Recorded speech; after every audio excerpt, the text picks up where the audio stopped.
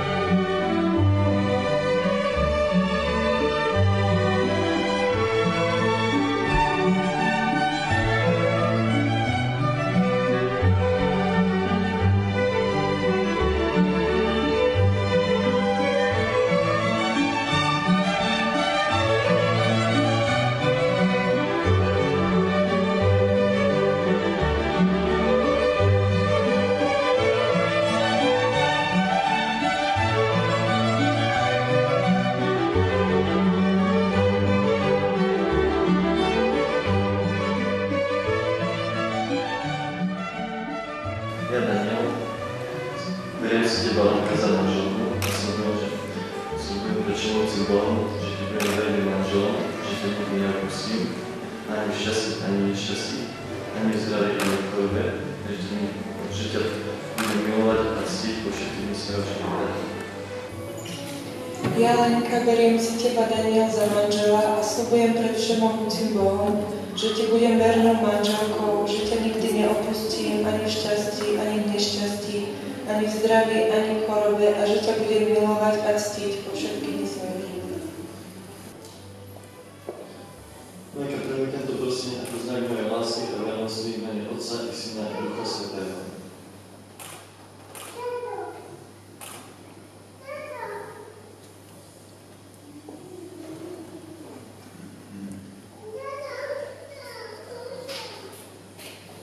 Daniel,